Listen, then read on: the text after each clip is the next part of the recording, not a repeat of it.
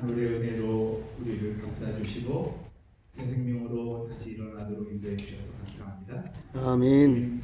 은혜로 이렇게 살아감을 감사하는 마음으로 우리 하루 살아갈 때 주님의 풍성하신 은혜가 우리의 심령 속에 가득 채워질 수 있도록 인도해 주시옵소서.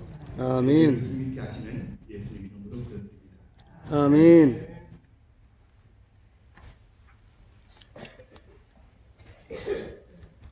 우선이 컴퓨터 연결하는 게 어디 있는지 혹시 아십니까?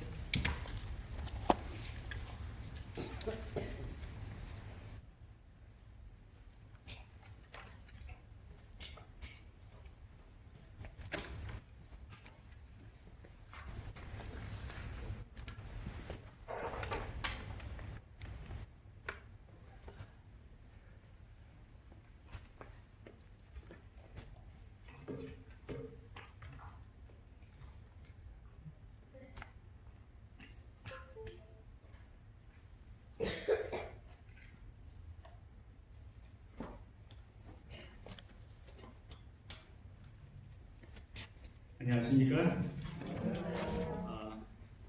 우리가 오늘 이 하루를 살아가는 것은 참 하나님의 은혜다 이런 생각을 아주 많이 합니다. 제가 심령이 가난한 자에 대해서 오늘도 좀 생각을 해보겠습니다. 그래서 위의 제목을 천국을 향해 가는 사람 이렇게 총제목을 달았습니다. 천국을 향해 가는 사람. 천국을 향해 가는 사람의 마음은 어떤가? 심령이 가난한 마음이다 이렇게 말씀을 드릴 수 있겠습니다. 심령이 가난한 자는 오늘 주제는 하나님을 향하는 마음을 가진 사람이고요. 비교가 없는 마음입니다. 그리고 비판이 사라지고요. 타인을 대하는 마음이 달라지고 끝까지 감사하는 그런 마음을 갖는 것이라고 생각합니다. 먼저 마태복음 5장 3절의 말씀은 다 아시니까요. 함께 좀 읽어보도록 하겠습니다. 심령이 시작. 심령이 가난한 자는 천국이 저희 것이요. 누가복음 6장 20절에는 예수께서 눈을 들어 제자들을 보시고 가라사대 가난한 자는 복이 있나니 하나님의 나라가 너희 것이며. 근데 이 가난이 어떤 가난을 상징하느냐? 아주 찢어지게 가난한, 정말 가난한, 아무것도 없는 그런 상태를 의미해주고 있습니다. 근데 여기에서 가난을 이야기하는 것이 외적인 가난을 포함하고 있긴 하지만 외적인 가난을 이야기하고 있는 것은 아닙니다. 그것이 하나님과 관계 속에서 그 가난이 하나님을 떠나게 하는 거면 가난은 복이 아니라는 것입니다. 그런데 부도 마찬가지라는 거죠. 부도 하나님을 떠나게 한 것이 부라면 그거는 복이 아니라는 것입니다. 오늘 여기에서 말하고 있는 것은 그런 의미로 말씀해 주십니다. 그래서 우리의 마음속에 있는 이 심령의 가난은 아무것도 없는 상태라고 말씀을 드렸잖아요. 예를 들면 욕심이죠. 욕심. 사람이 욕심이 없는 사람이 없어요. 저도 너무 많습니다. 제가 저를 생각해봐도 참 욕심이 많아요. 그런데 그 마음속에 하나님의 영이 함께 하시면 그 욕심이 아무것도 없는 가난한 상태로 간다는 것입니다. 이것이 심령이 가난한 자의 모습이라고 생각합니다. 심령이 가난한 자는 어떻게 사는가? 오늘 주제로 심령이 가난한 자는 어떻게 사는가? 그런 제목들을 좀 생각해 보겠습니다. 시편 42편 1절의 말씀에 사슴이여 하나님이여 사슴이 시냇물을 찾기에 갈급한 같이 내 영혼이 주를 찾기에 갈급하니이다. 사슴이 참 예뻐요, 그죠? 너무 예쁩니다. 사슴을 키우는 곳에 갔더니 나무가 다 죽었더라고요. 왜 그렇게 죽었나 했더니 그 껍질을 다 벗겨 먹고 이렇게 해가지고 그 사슴이 사는 곳에 주위에 있는 나무들은 거의 살지 못하는 모습을 봤습니다. 염소도 마찬가지인 것 같아요. 염소도 저희 어머니가 염소를 한 마리, 두 마리 키우시는데 주변에 있는 나무는 다 갈겨 먹고 다녀가지고 나무가 다 고사해서 죽어버리는 모습들을 봤습니다. 그런데 그게 중요한 게 아니고요. 하나님을 향한 마음의 갈급을 이야기하고 있습니다. 갈급이 없으면 하나님께로 향하는 마음의 자세가 잡히지 않습니다. 이 사슴이 여러 번 우리가 설교에 말씀을 듣지만 사슴이 시냇물을 찾는 것은 목이 타서 찾는 것도 있겠고요. 또 한 가지는 자신의 냄새가 다른 짐승의 표적이 돼서 그 냄새를 없애기 위해서 시냇물을 찾기도 한다고 하죠. 그래서 오늘 하나님을 향하는 자의 마음이 사슴이 시냇물을 찾기에 갈급하는 그 마음처럼 그렇게 시작한 것이 중요하다고 생각합니다. 하나님을 정말 사랑한 여인이 그의 저서에서 이런 글을 남겼습니다. 한 번은 신앙이 없는 사람이 하나님을 두려워하는 청년에게 그대가 섬기는 하나님이 얼마나 위대하신가 그렇게 물었습니다. 그랬더니 그 청년이 이렇게 대답을 했습니다. 제가 섬기는 하나님은 너무나 크셔서 광대무변한 우주에 가득 차시고 한편 너무나도 작으셔서 인간의 모든 성화된 마음속에도 거하십니다. 이렇게 대답을 했습니다. 하나님은 못 거하시는 곳이 없고요. 하나님은 정말 모든 것에 계십니다. 그런데 이걸 잘못 이해하면 또 다른 어떤 쪽으로 해석을 하기도 합니다. 그러나 하나님은 죄가 있는 곳에는 안 계시지만 하나님은 모든 사람의 마음속에 성화된 마음속에 거하신다고 하는 사실을 우리가 다시 한번 생각해 보면 좋겠습니다. 그래서 영생으로 가는 길에서 첫 걸음을 지금 하나님을 향한 곳으로 향하는 것이 중요하다고 생각합니다. 제가 지난번에 박진영 목사님 설교를 들으면서 저희 아버님 생각이 많이 났습니다. 저희 아버님이 그 박진영 목사님과 닮은 두 가지가 있었어요. 첫째는 이제 강도를 만났습니다. 제가 설교할 때 말씀을 드렸는데요. 이 강도가 저희 집이 3, 4년 전에 5년 전에 집을 하나 이렇게 땅을 하나 구입을 하려고 하는데 그때 당시에는 은행에서 돈을 이렇게 바로 보내는 게 좀 어려우니까 중도금 치는 날이 내일인데 강도가 그 소식을 알고 집에 돈이 준비됐겠구나. 그리고 이제 오늘 저녁 밤 12시에 찾아왔습니다. 아무것도 모르고 잠을 자다가 불려나갔습니다. 근데 돈 내놔 하면서 아버님 가슴에 칼을 이렇게 딱 들이대는데요. 옛날에 그 텐마루가 있잖아요. 텐마루 끝에는 이렇게 딱 사람이 와서 신발 신고 와가지고 딱 서면 아버님 앉은 가슴에 칼이 딱 닿게 되어 있어요. 근데 그 아버님이 거기 가서 앉으셨어요. 딱 앉으셔가지고 이렇게 떨림이 전혀 없었다래요. 그 이유는 정말 하나님이 신기하게 그 전날 이미 돈이 준비되어 있는 그 돈을 주인, 그 돈이 필요한 내일 중도금을 치러야 하는 주인이 돈을 필요하게 하셨어요. 그래서 미리 전날 찾아왔어요. 그리고는 내가 정말 필요해서 그러는데 미리 줄 수 없겠냐는 것입니다. 그래서 모두가 준비되어 있지 않지만 준비된 돈을 지불을 했어요. 근데 그 돈을 다 가져간 상태에서 강도가 왔습니다. 또 우리 아버님의 마음은 강도가 돈을 피하게 하신 하나님이 강도에서 내 생명을 건져주실 거다. 뭐 건져주시지 않으실지라도 이런 마음으로 그냥 전혀 떨림이 없었다. 그리고 강도가 있는 그 칼들이 되는 앞에 앉으셔서 돈이 정말 없습니다. 떨림이 없으니까 말도 떨리지도 않죠. 돈이 정말 없습니다. 그랬더니 무슨 얘기야? 있는 거 다 알고 왔는데 내일 돈 치르는 날이잖아. 딱 알고서 얘기한 것입니다. 그때 어머님 문을 열고 이렇게 말씀하셨어요. 정말 돈이 없어요. 다 가져갔어요. 그랬더니 암탉이 울면 집안이 망해. 옆에는 가만히 있어.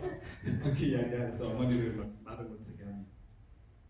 어머니도 떨림이 없으셨어요. 그냥 가져가셨으니까. 그렇게 하고 있는데 이 강도가 정말 돈이 없다는 사실을 마음으로 느껴졌나 봐요. 진심이 느껴졌나 봐요. 그래서 그럼 있는 대로 좀 주시오. 이렇게 말투가 바뀌었습니다. 있는 대로 주시오. 이렇게 말투가 바뀌었어요. 그래서 그 이제 있는 것을 찾아서 드리는데 그때 11조로 떼어놓은 돈이 4,000원이 있었어요. 그 돈이 뭐냐면 이것저것 팔아서 준비한 더 이제 필요한 것들을 팔아서 그 중도금 치르는 것을 메꾸려고 했던 돈 11조 떼어놓은 4,000원이 있었어요. 그거 있다고 하나님께 드리려고 한 건 있다고 그때 그거라도 달라는 것입니다. 그래서 그거를 이제 찾는 과정에서 지갑이 하나 아버님 집에 떨어졌어요. 지갑 부저가 지갑에서 3,000원이 나왔습니다. 저 돈이 뭐지? 어머니가 그러셨어요. 아니 이 아저씨가 아줌마 몰래 돈을 숨겨가지고 있네. 막 이렇게 농담을 하는 것입니다. 강도가. 그리고는 이제 그 돈을 뭔지를 잘 몰랐는데 나중에서 아버님이 총회, 교회는 총회가 있어요. 그 총회 갔더니 이제 교통비를 준 돈이라고 말씀하셨습니다. 그래서 겨우 7,000원 가지고 갔어요. 근데 이제 한 3일 만에 강도가 잡혔습니다. 저희는 신고를 하지 않았는데 그 주변에 다른 집을 또 거쳐서 왔어요. 우리 집인 줄 알고. 이제 그 강도에게 7,000원 겨우 가져가고 다른 집에서 7,500원 돼서 몇만 원 되지도 않습니다. 그 돈 가지고 가서 이제 잡혔는데 3일 만에 잡혔는데 저희 어머니가 경찰서로 찾아가셨어요. 근데 이 강도와 피해자를 만나게 하지 않는 것이 원칙이랍니다. 절대 안 된다고 합니다. 그런데 저희 어머님은 얼마나 강하게 요청을 하셨는지 결국 만나게 해줬습니다. 강다를 만나서 이 얘기 저 얘기 나누면서 왜 젊은 사람이 그런 일을 했냐고 이렇게 살아야 되지 않겠냐 그러면서 이야기를 하는데 이 강도가 마음에 찔림이 있었는지 어머니 손을 붙들고 누님 이러면서 막 울었습니다. 어머니가 그래 누나라고 하라고. 그리고 집에 와서 일이 생겼습니다. 아니 가만히 있는 저한테 삼촌이라고 부르라는 것입니다. 강도를. 세상에. 그래서 하여튼간 뭐 원치 않는 강도가 삼촌이 됐습니다. 그리고 이제 영동국교도소에 이제 뭐 재판 다 받고 수감이 됐는데 계속해서 편지를 저에게 쓰라는 것입니다. 하여튼 삼촌 하면서 편지를 써 보냈습니다. 결국에는 그분이 이제 그 모범수로 석방이 됐습니다. 그런데 지금은 소식이 끊겨서 어디 있는지 모르겠습니다. 아무튼 그런 과정들을 통해서 하나님께서 함께 하시는 은혜를 또 맛보았던 경험이 있습니다. 또 어머님이 이제 아버님에게 과일을 사오라고 시키시면 아버님 가셔가지고 파란 거, 상천한 거 이런 거 사오셨습니다. 박진영 목사님 말씀하실 때 우리 아버님 생각이 많이 났습니다. 근데 그 제가 정말 감사하는 것은 아버님에게 하나님을 향하는 마음이 있었다는 사실을 알게 됩니다. 저희 아버님 유명하거나 또 뭐 어떤 그 다른 사람으로 뛰어나서 이렇게 존경을 받는 분은 아니었지만 제가 세상에서 가장 존경하는 분이 아버님입니다. 아멘. 사람의 삶에 수많은 경험들을 가집니다. 그 경험 속에 우리가 오늘 무엇을 향해서 가는가, 어떤 마음의 중심이 있는가는 대단히 중요하다고 생각을 합니다. 그 중심 속에 하나님이 계시면 우리의 삶에 정말 중요한 것들을 얻을 수 있다고 생각합니다. 두 번째로 심령이 가난한 자가 사는 방법에서 비교하지 않습니다. 세상의 많은 것들은 비교해서 문제가 생기기 시작합니다. 이 바리새인은 세리를 비교했습니다. 자기 자신하고. 그래서 감사를 합니다. 그 감사가 어떤 감사예요? 세리와 같지 않은 걸 감사합니다. 이렇게 감사. 사람을 비교할 때 그 감사는 정말 올바르지 못한 감사로 향하는 모습들을 봅니다. 실물교훈 그 하나님을 정말 사랑하는 여인이 기록한 책에 이런 말씀이 있습니다. 바리새인은 자기의 품성을 하나님의 거룩한 품성에 비추어 판단하지 않고 다른 사람의 품성에 견주어 판단하였다. 그의 마음은 하나님을 떠나 사람에게로 향했다. 이것이 그가 자기만족에 빠진 원인이다. 우리도 사람에게로 어떤 그 비교 대상을 삼으면 자기만족에 빠질 수밖에 없습니다. 왜냐하면 그 사람보다 내가 나은 면들이 있을 때 비교가 될 수밖에 없습니다. 마태복음 5장 16절에는 이같이 너희 빛이 사람 앞에 비치게 하여 그들로 너희 착한 행실을 보고 하늘에 계신 너희 아버지께 영광을 돌리게 하라. 여기 너희 착한 행실은 나의 착함입니까? 하나님으로 이르러온 하나님과 관계 속에 아름다운 관계가 이루어질 때 그 착함이 사람에게 하나님의 선하심이 사람에게 전달되어져서 그죠? 그래서 그 착한 행실 그것은 결코 사람의 행위로 이루어지는 것이 아닙니다. 가정과 건강 110쪽에는 외모를 아무리 꾸밀지라도 그분께서 보시기에 온유하고 안정한 심령과 비교할 만큼 귀하고 아름다운 것은 없다. 여기 어린아이의 발과 아빠의 발을 비교했을 때 어떤 차이가 나니까 아무리 비교해도 비교의 대상이 되지 않습니다. 근데도 가끔 아들이 이깁니다. 그죠? 싸움을 싸우면 이깁니다. 그 이기는 것은 뭐 때문에 이깁니까? 아빠가 져주기 때문에 이깁니다. 그리고는 너가 이겼다라고 아빠를 추켜 세우고 그럼 아이는 지가 정말 이겼는 줄 알고 좋아서 하는 모습입니다. 이렇게 비교하지 않는 삶이라고 하는 어떤 인터넷의 기록이 있어서 제가 좀 옮겨왔습니다. 꽃이나 새는 자기 자신을 남과 비교하지 않는다. 저마다 자기 특성을 마음껏 드러내면서 우주적인 조화를 이루고 있다. 비교는 시샘과 열등감을 낳는다. 남을 비교하지 말고 자기 자신의 삶에 충실할 때 그런 자기 자신과 함께 순수하게 존재할 수 있다. 사람마다 자기 그릇이 있고 몫이 있다. 그릇에 그 몫을 채우는 것으로 자족해야 한다. 자기 그릇이 있고 자기 몫이 있다는 것입니다. 그런데 자꾸 남과 비교하는 것은 그리고 남의 것을 탐내는 것은 정말 우리의 삶에서 비교하는 어떤 삶을 통해서 많이 허물어지는 그 하나님과의 관계가 흐트러지는 그런 모습들을 보게 됩니다. 비교하지 않는 삶이라는 책이 있습니다. 이 책에 오라 미스요는 이렇게 기록하고 있습니다. 지나치게 열심히 뛰면서 자신을 몰아붙이기 때문에 마음이 채워지지 않는다. 이것도 저것도 무리를 하지 않게 되면 살아가는 일이 무척 편안해진다. 아멘. 그러면 오늘 우리가 유스타트를 합니다. 근데 유스타트에 절제가 있어요. 그 절제는 두 가지의 중요한 특성이 있습니다. 하나는 해로운 것을 절대적으로 끊는 것입니다. 또 한 가지의 특성은 정말 중요한 일을 하는데 그 일을 지나치지 않게 하는 것입니다. 근데 더 중요한 게 지나치지 않게 하는 겁니다. 근데 우리 사람들은 너무 자신을 몰아붙입니다. 그리고는 어떤 일들, 자녀들도 그렇게 몰아붙입니다. 그래서 자기의 어떤 목표 위에 자녀들이 서게 하려고 노력을 합니다. 물론 그런 목표를 주는 것은 중요합니다. 그러나 그 목표에서 지나치게 하다 보면 결국에 정말 힘들어하는 모습들을 볼 때도 있습니다. 자신의 힘에 맞게 무리하지 않게 그렇게 살아가는 것은 오늘 우리가 가져야 할 마음의 자세가 아닌가 생각을 해봅니다.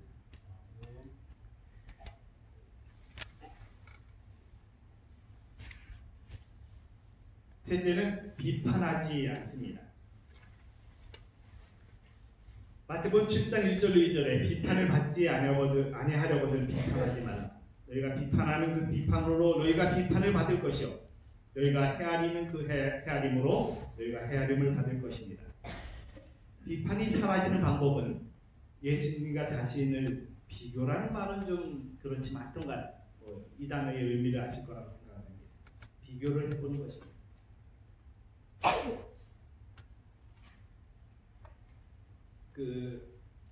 비교하지 않는 연습 그런 책을 쓴 가토 다이조는 그의 책 183쪽에 이렇게 기록을 했습니다. 타인을 비난하고 싶을 때 멈춰서서 내가 그 사람을 비난하는 진짜 이유가 뭐지? 한번 생각해 보라는 것입니다.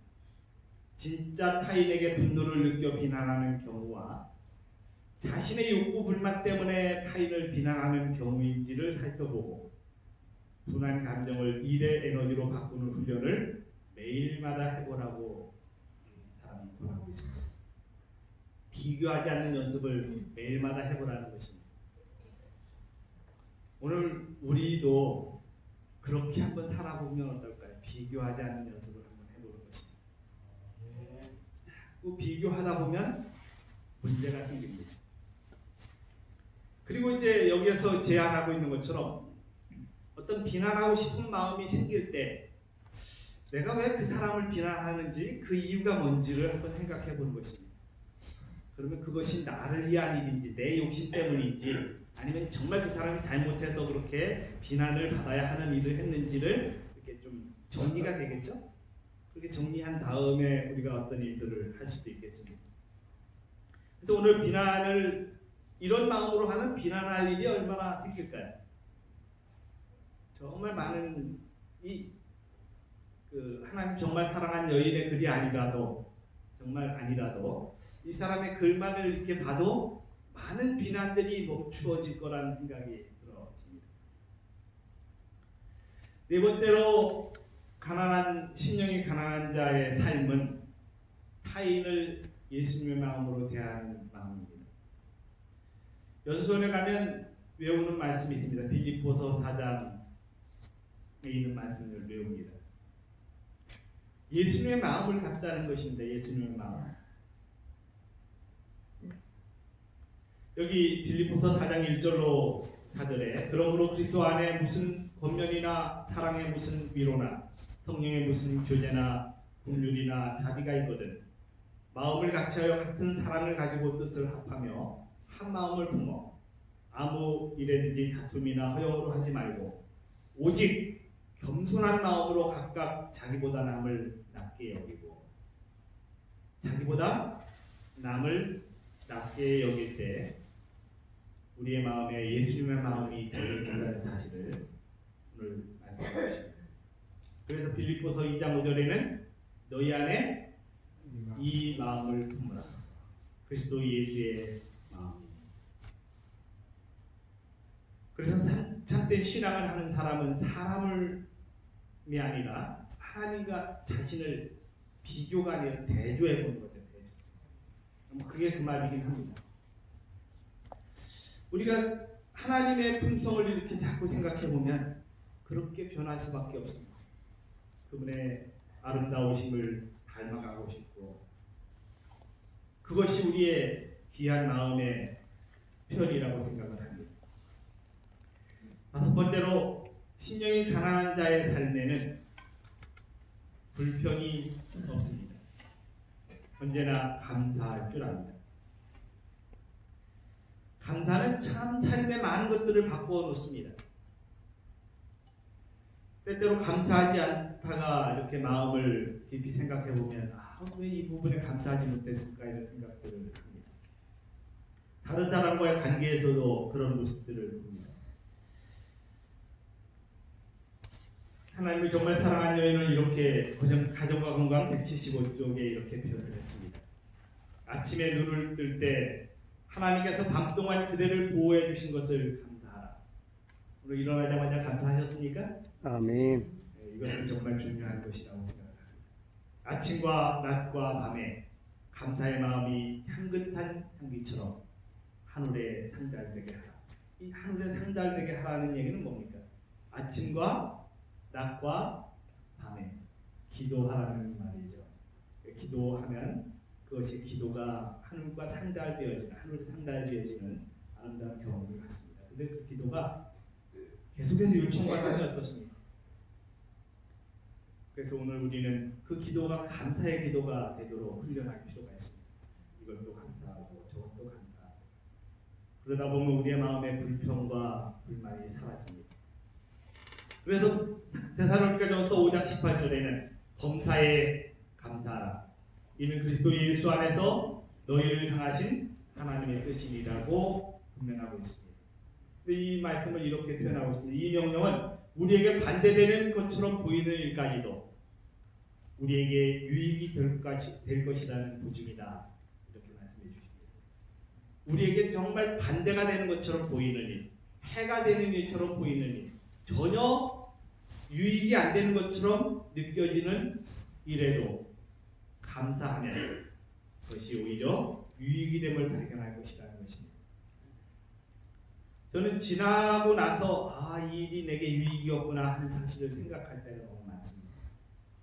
그때까지는 몰랐던 일을 그렇게 느껴지는 때가 많습니다. 오늘도 감사하다 보면, 감사해 보면 그 감사 속에 하나님의 놀라우신 은혜와 축복이 함께함을 경험할 수 있습니다. 이렇게 심령이 가난한 자에게는 복이 주어집니다. 근데 그 복이 여러 가지가 있지만 딱 두 가지만 좀 생각을 해보겠습니다. 변하지 않는 삶입니다. 언제나 한결같은 것입니다.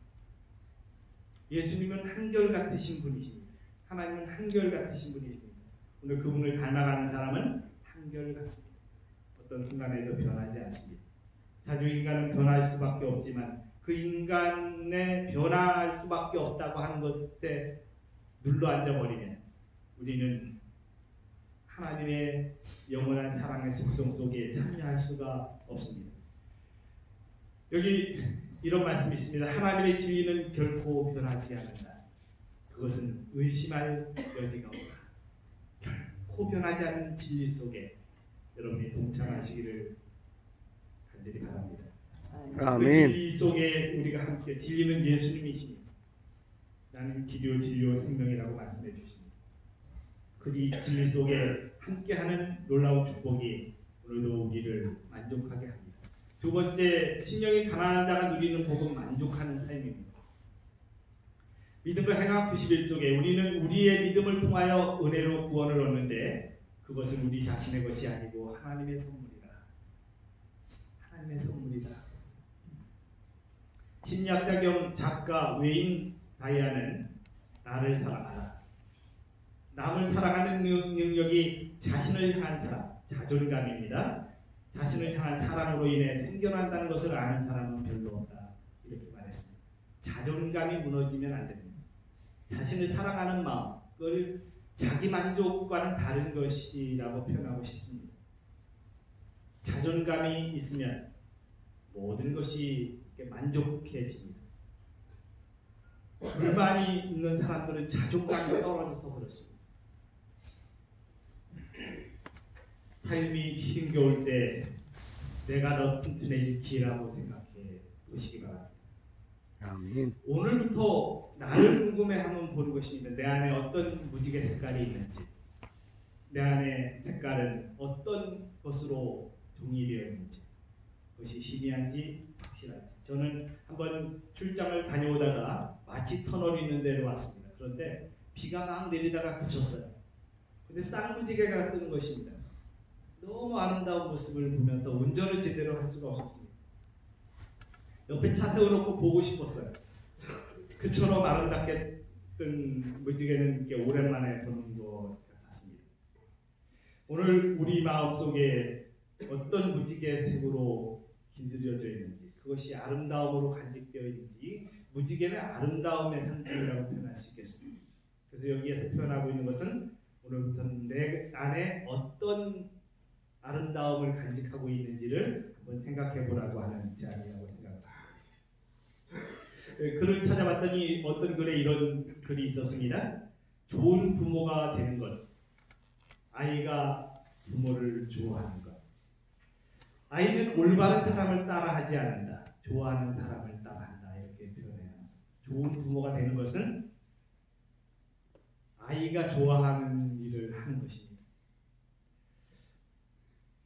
오늘 하나님은 우리에게 정말 좋은 것을 허락해 주셨습니다. 그런데 사람들은 그 하나님이 원하시는 좋은 것보다는 다른 것에 관심이 많을 때가 있습니다. 하나님이 무엇을 원하시는지 그분의 마음을 한번 생각해 보는 것입니다. 그분이 어떤 마음으로 오늘 우리에게 말씀하시고 계신지를 생각해 보는 것입니다. 사도행전 561쪽은 이렇게 말하고 있습니다. 우리가 예수께 더욱 가까이 가면 갈수록 그분의 품성의 순결을 더욱 분명히 알면 알수록 우리는 더욱더 죄의 극악함을 알게 되고 자신들을 높일 마음이 더욱더 적어질 것이다. 오늘 주님을 닮아가는, 주님을 가까이 가는, 주님과 가까이 가는 삶을 통해서 심령이 가난한 자의 복을 누리는 여러분과 제가 되기를 간절히 소망합니다. 아멘. 기도드리겠습니다. 살아계신 저희들의 아버지, 우리 심령 속에 아름다운 가난을 허락해 주셔서 감사합니다. 아멘. 주님, 넉넉한 주님의 은혜로 우리의 가난이 메꿔지게 하신 것도 감사합니다. 아멘. 주님의 놀라우신 은혜를 충만히 누리는 귀한 정말 심령이 가난한 자의 삶을 살아가도록 인도해 주시옵소서. 아멘. 우리를 승리케 하시는 귀하신 예수 이름으로 간절히 기도드립니다. 아멘.